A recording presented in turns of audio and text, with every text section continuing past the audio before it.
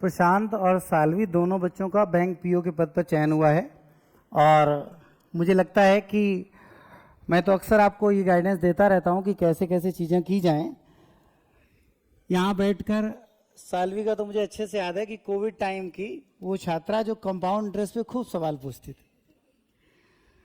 पहले class start हुई, उसके बाद फिर बीच में अचानक फिर से लॉकडाउन लग गया, क्लास फिर ऑफ हो गई, फिर ऑनलाइन की व्यवस्था जैसी मान ली आप, उसके बाद एक व्यवस्था बना दी गई कि आप ऑनलाइन ऑफलाइन दोनों क्लासेस आपको मिलेंगे और आपको मिल रही, तो उसके थ्रू पूरा करना और धीरे धीरे करते हुए सिलेक्शन तक पहुंचना।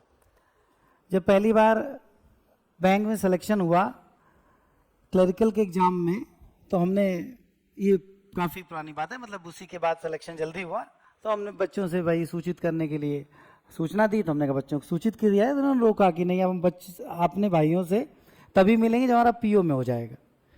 मुझे तो लगता है इस तरह की कस्में खानी ही नहीं चाहिए, हमेशा टाइम के साथ फ्लो करते रहना चाहिए, ईश्वर जो दे उसके प्रसाद मानकर और उस कदम को अपना फिर से एक तल मान के फिर उस पर प्रयास करना चाहिए, फिर आगे बढ़ना चाहिए। लेकिन ठीक है, वो संकल्प लिया, वो भी आज पूरा हुआ।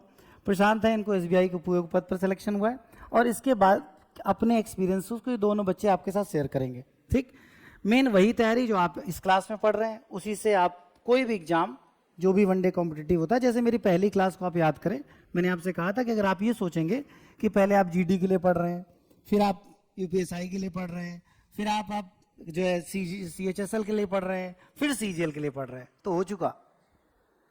ठीक, कुछ नहीं होगा। सबसे सिस्टम है, एक सिलेबस है, उसको आप टॉप लेवल पे जाके पढ़िए, बस फिर जो एग्जाम आए दीजिए और अपनी वो नॉलेज रिजर्व जैसा बढ़ता जाएगा उन्हीं पदों के अकॉर्डिंग सिलेक्शन होता जाएगा। चारों सब्जेक्ट का बैलेंस बनाए, ये सारी चीजें मैं अक्सर आपको बता चुका हूँ। फिलहाल एज ए स्टूडेंट जो बच्चे आपके मध्य से हैं उनसे आप बात करें और वो अपने एक्सपीरियंस को पहले शेयर करें, फिर किसी के मन में कोई सवाल हो तो आप पूछ सकता होगा। सबसे पहले सालवी। हाँ, किसी को कुछ पूछना हो तो पूछ सकता है। एक्चुअली बस एक बात कहना चाहूँगी, सर सही कह रहे हैं, ऐसा कोई संकल्प तो नहीं लेना चाहिए, बट ले लिया तो ले लिया।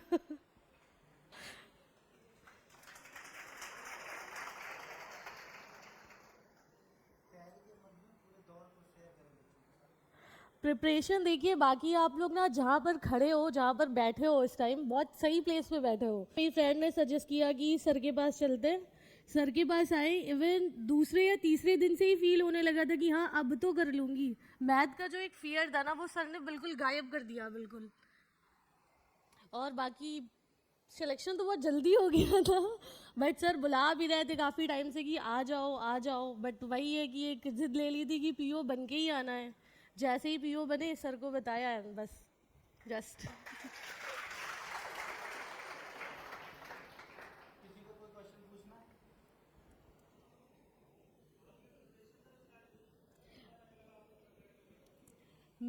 मैंने 2020 में स्टार्ट करी थी अपनी प्रिपरेशन, एंड फिर मैंने ऑफलाइन कोचिंग ली थी 2 या 3 महीने सर के पास, फिर मैंने कंटिन्यू सर को ऑनलाइन ही पढ़ा था क्योंकि कोविड स्टार्ट हो गया था। फिर 2021 में मैंने एग्ज़ाम दिया था IBPS PO एंड क्लर्क, तो क्लरिकल में मेरा फर्स्ट टाइम में ही सिलेक्शन हो गया था, फर्स्ट अटैम्प्ट में, बट PO में मेरा कुछ मार्क्स से रह गया था।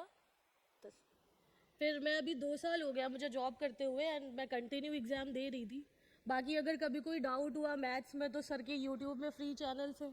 इवन अगर आप एक बार सर की क्लासेस कर लोगे ना पूरा प्रॉपर, तो वो डाउट्स रह नहीं जाते, और जब आप क्वेश्चन करोगे ना एग्ज़ाम में, रियल एग्ज़ाम में, तो आपको लगेगा कि सर की जो एक बुकलेट होती है ना, वो फील होगा कि हाँ यार ये क्वेश्चन तो सर की बुकलेट में था, वो बैंक हो या SSC, बट बहुत सही चीज़ है, सर की बुकलेट फील होगा आपको जब आप एग्ज़ाम दोगे तो। या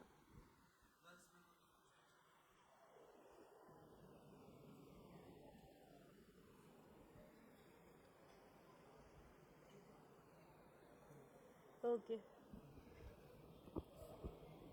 अब प्रशांत आपसे बात करेंगे और जैसा जब मिलने आए थे अपने सिलेक्शन के बाद जो चीज़ें हम से गो थ्रू की थी, डिस्कस की थी, तो मुझे लगता है कि बहुत प्रॉपरली ऐसे मानते हुए जैसे ये सब छोटे हैं आपसे और आप इनको पूरी बात बताना चाहते हैं कि कैसे तैयारी होती है।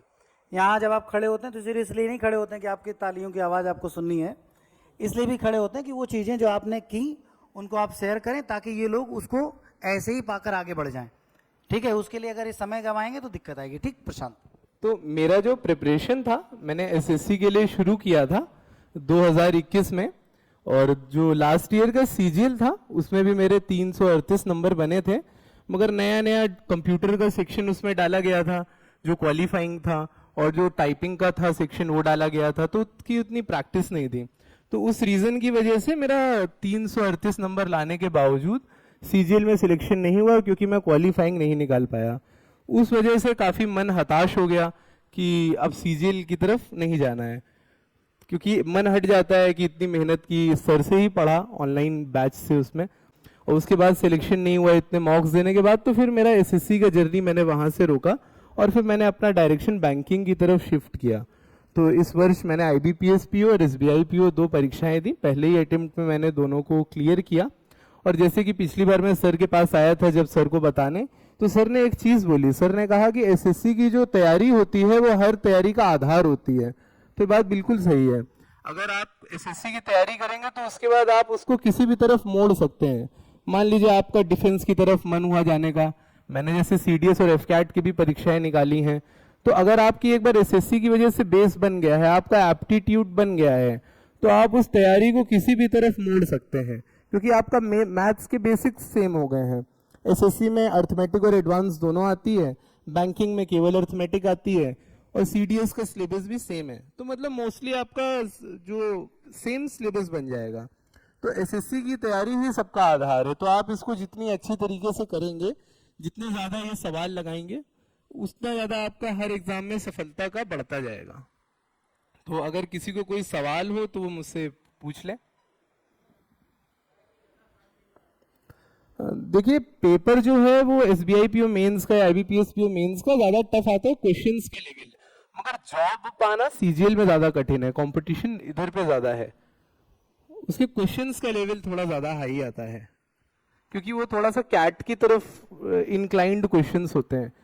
मतलब एग्जाम्स जो होते हैं, जो एप्टीट्यूड एग्जाम्स हैं, वो दो तरीके से बटे हुए हैं।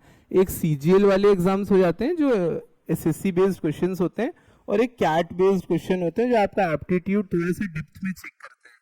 तो जो बैंकिंग के पेपर हैं they are more inclined towards the CAT level questions, तो इसलिए थोड़ा सा हार्ड है, मगर वो आप तभी कर पाओगे जब आपका बेस बना होगा SSC का, ये बात है।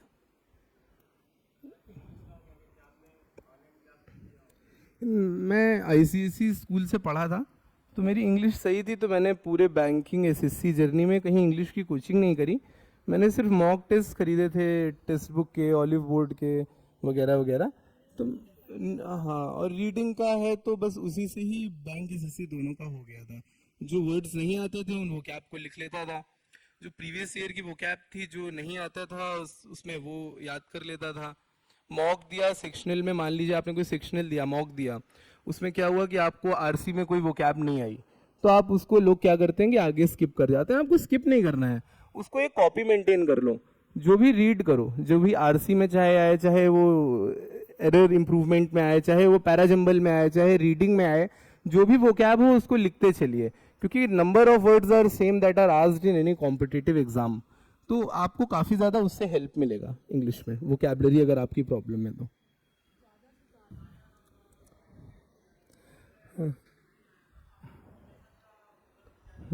आप ये पूछ रहे हो कि क्या प्रिपरेशन में ऐसा फेज आया था जब लग रहा हो कि नहीं होगा? हर दूसरे दिन भाई, हर दूसरे दिन। मगर जॉब तो चाहिए ना, तो करना पड़ेगा उठ के अगले दिन फिर से। जैसे कोई DI आई नहीं लगी, मैथ्स का सवाल हुआ नहीं लगा, आरसी की नहीं आई, तो लगता है कि ये कहाँ फंस गए, ये यहाँ तो नहीं करना था, ये मुझसे नहीं होगा। मगर मतलब एक क्वेश्चन आता है कि आपको जीवन में क्या ज़्यादा चाहिए। अगर आपको चाहिए कि जॉब हो तो फिर आप अगले दिन फिर से उठोगे और आप फिर से मेहनत करना शुरू कर दोगे। ऑप्शन नहीं है ना भाई, जॉब तो चाहिए चाहिए।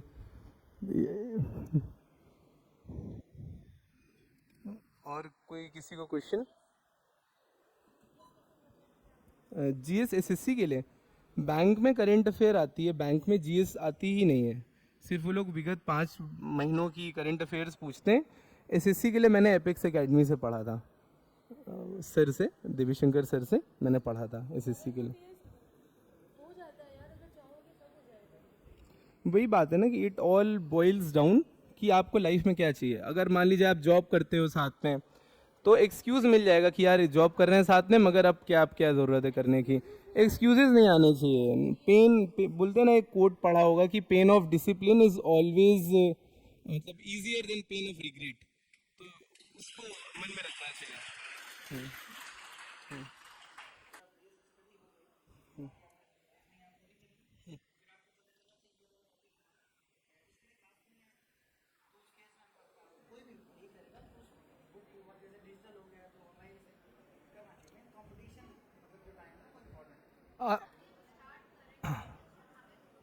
देखिए, जैसे मान लीजिए आपका प्रश्न है कि कंपटीशन स्टार्ट कर रहे हैं। मैंने पहली क्लास में, आप फर्स्ट क्लास में थे, तो हमने पहली क्लास में आपसे कहा था कि पहले दिन जब आप शुरू कर रहे हैं, जब आपके चारों सब्जेक्ट में बड़ा बड़ा बड़बड़ महसूस हो रहा है ना, कि क्या है, क्या चल रहा है, समझ ही नहीं आ रहा हो क्या रहा है। यहाँ आते हैं तो ये क्लासिफिकेशन ऑफ नंबर, अब सोचा था परसेंटेज से अर्थमेटिक स्टार्ट होती है, और लेकिन ये तो बड़ा अलग ही है, अभी तो शुरू ही नहीं हो पा रहा है। ऐसा लग रहा है कि रोज नया, 2 सवाल लगाओ चौथा नया, चौथा लगाओ पांचवा नया। तो सबसे पहली बात एक होता है विश्वास, ठीक है। जैसे मान लीजिए आज प्रशांत आए, सालवी आए, आपने क्वेश्चन पूछे और कुछ नहीं, केवल सुने, तो एक उत्तर मिला। हो सकता है किसी के मन में वही सवाल चल रहा था, उसका उत्तर मिल गया। अब इंपॉर्टेंट ये होता है कि फॉलो कितने लोग करते हैं। महत्वपूर्ण ये है कि उस चीज को फॉलो करने वाले कितने लोग हैं। अब आपको उत्तर तो बहुत सारे मिल जाएंगे, फॉलो कैसे करना है।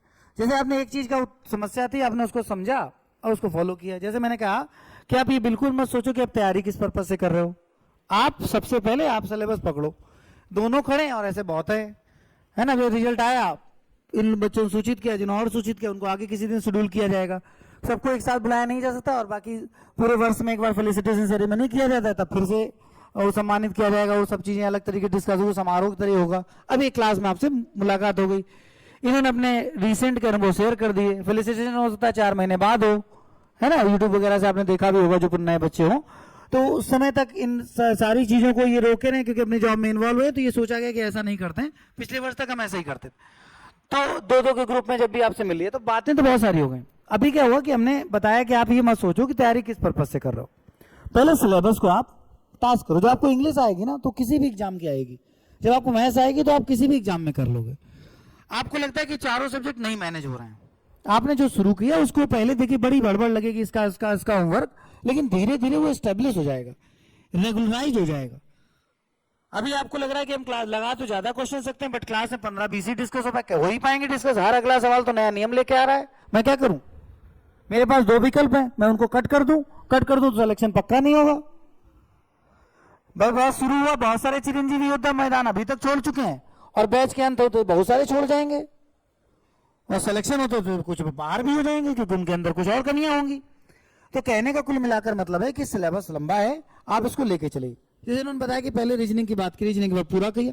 फिर मान लीजिए बैंक की तैयारी कर रहे, तो लगा कि ये वाला टॉपिक हमने रिवाइज करना है, ये हमने उस पॉइंट ऑफ व्यू से इसको नहीं देखा। तैयारी कर रहे थे एसएससी की, टॉपिक देख रहे थे एसएससी के पॉइंट ऑफ व्यू से। अब वही टॉपिक जब बैंक के पॉइंट ऑफ व्यू से स्टूडेंट देखेगा, तो उसकी अलग नजर होगी।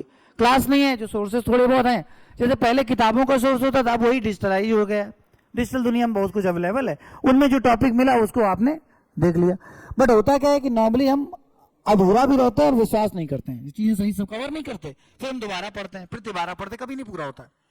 तो जब नए हैं तो आप ये बिल्कुल मत सोचे कि क्या करना है। सबसे पहले हर क्लास में बताया जाता है क्या करना है, उसको करते रहिए। 2-3 महीने बाद एक रेगुलराइज व्यवस्था में आप सेट हो जाएंगे, फिर उसके बाद ऑटोमेटिकली उसके ऊपर लेयर्स बनती जाएंगी। रोज ये मत सोचिए कि कलेक्शन कैसे होगा, रोज ये सोचेंगे सिलेक्शन कैसे होगा, तो बड़ा समस्या है। रोज ये सोचें कि आज जो हमने पढ़ा, जो टास्क बनाया, वो पूरा हुआ कि नहीं हुआ। क्योंकि सिलेक्शन का सिलेबस बहुत बड़ा, आपको पता ही नहीं कितना बड़ा, अभी तो कर कैसे सकते हो। अभी तो पहले पता चले कि है क्या क्या। एक क्लास में मैं ये बताऊं कि है क्या क्या, तो कभी नहीं बता पाऊंगा। मैं तो एक नंबर आप टॉपिक आपको पढ़ा रहा हूं, उस टॉपिक को आपको पूरा करना, उसके साथ साथ आगे बढ़ना है। बस शायद आपको मेरी बात समझ में आ गई होगी। आप रोज ये सब, इसका उत्तर ही नहीं है कि नए हैं तो करें क्या, कोई उत्तर नहीं। इसका उत्तर अगर आप ढूंढते रहेंगे, उत्तर मिलेगा नहीं, और उलझन अलग से है। करना ये कि जो तैयारी शुरू की, जो सब्जेक्ट आपने तैयार करना स्टार्ट किया, उन सब्जेक्ट के रोज के होमवर्क हो पा रहे हैं या नहीं हो पा रहे हैं। 15 दिन में टेस्ट का दिन आता है, उस दिन तक रिवीजन हो पा रहा है कि नहीं हो पा रहा। नहीं हो पा रहा तो मेहनत बढ़ाइए, उसकी ट्रैक बनाइए ताकि वो हो पाए।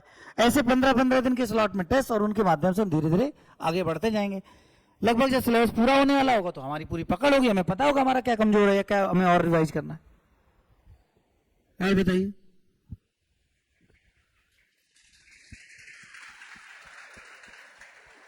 शायद किसी का और कोई सवाल नहीं है।